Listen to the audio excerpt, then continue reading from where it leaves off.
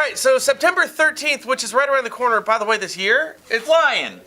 They go faster. It's good as over. Does this happen as I get older, Frank? It does. My gosh. September 13th, Liberty Home Equity Solutions is going to be doing a HECM purchase webinar. Yeah. HECM is your home equity conversion mortgage, also known as a reverse mortgage. Yes. Now let me ask you guys something. Somebody's worth $1 million, owns their house, they're going to buy another one. Should they get a HECM on their existing house? Good question. Answer? Well, let's see. If they have to pull that money from an account that's going to be charged taxes on, would they not then be better off to get a HECM on their existing house, forego those taxes, and make that purchase? Very good The point. answer is yes. My point is there are more uses for HECM purchases than you can possibly think of. That, by the way, is one example. Listen to these guys. This is all they do, and they do it great. So understand how to create a larger pool of potential people for the business that you sell, and that is money, my friends. Liberty Home Equity Solutions. Click this banner right over there, HECM Purchases.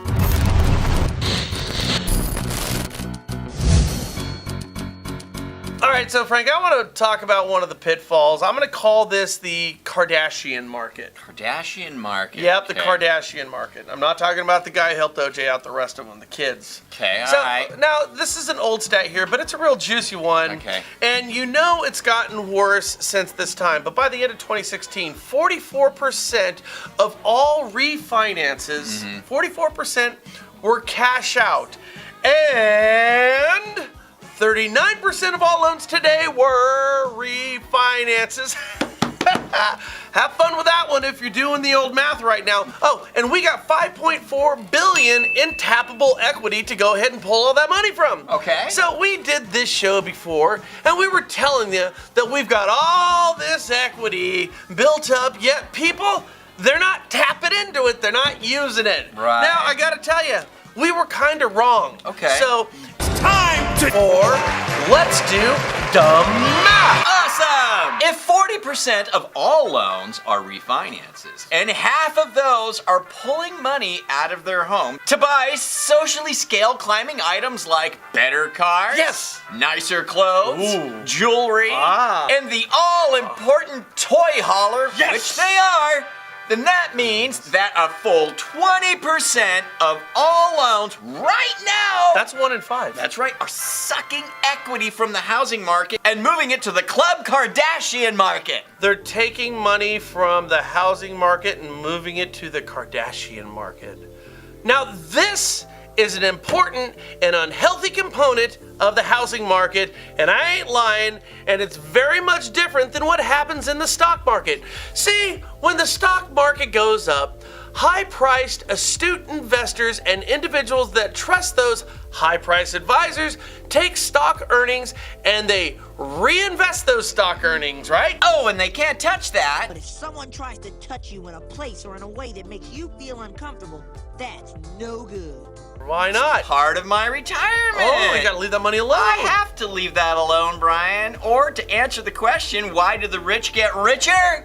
Is it because when their stocks go up that they buy a brand new Denali?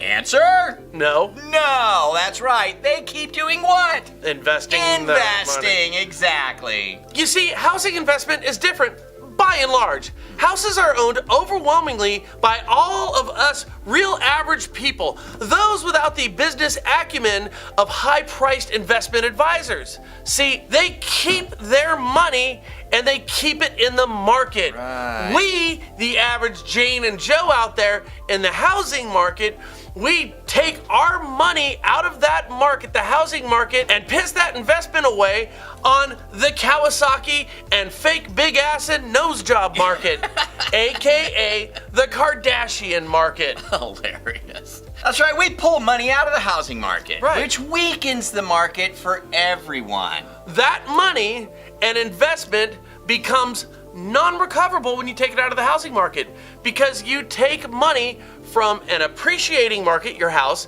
and move it to a depreciating market, your nose and ass. That's because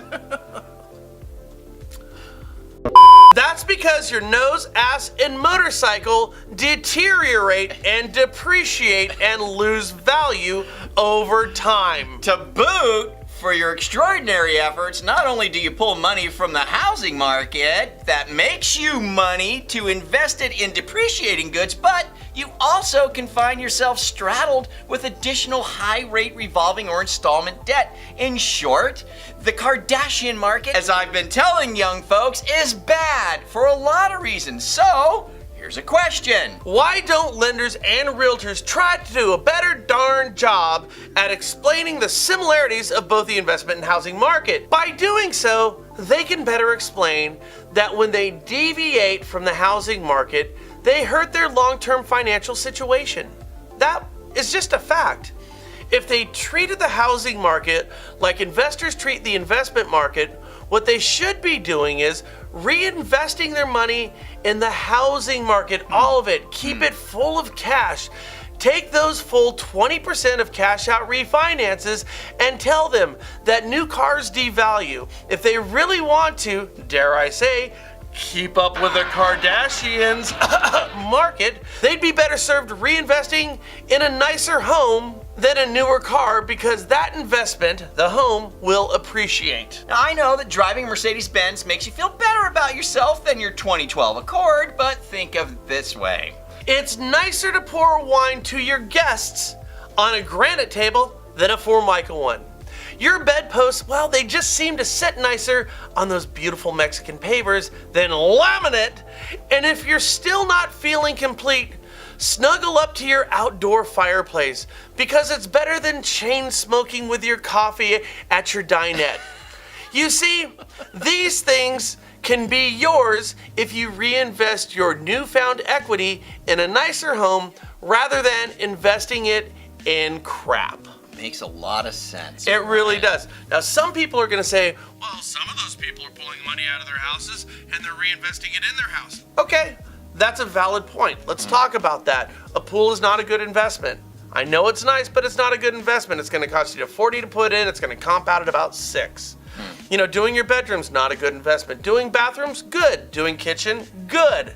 But why not just already get it when somebody else has done it? Good point. So, just food for thought here. We need to look at the housing market, how the stock market is looked at. It's kind of funny. Nobody's pulling money from the stock market. It's reinvest, make more, reinvest, make more. Right. The housing market, we're like a bunch of idiots who won the lottery. You get a little equity and it's like, yahoo! You know, I'm getting that new car. That new $50,000 Denali is going to be $30,000 when you drive it off the lot, and $15,000 2 years later, and it's going to break down because it's a Denali. Right. I mean, come on. Right. Yeah, you don't be smart about it. Yeah, you don't invest in the stock market and make a little bit of money. You go, great, now I can go pull that money out and go buy something with it. You just let it go and let it go and let it go. Yeah, you don't say, honey, our 401k is doing really good this month. What do you say we go to Tahiti? Yeah. It just never happens. But people will pull money out of their house, or they'll get an open-ended HELOC second, and they'll buy the dumbest of crap. We know this. We went through it in 2008. Take your equity, if you're going to use reinvest it back where you got it. Back into a nicer home. Back where you got it. Interesting. Yeah. What are your guys' thoughts? Leave us your comments down below. Do us a favor, forward, share, and subscribe. Catch you later here at the Natural Estate Post. Later!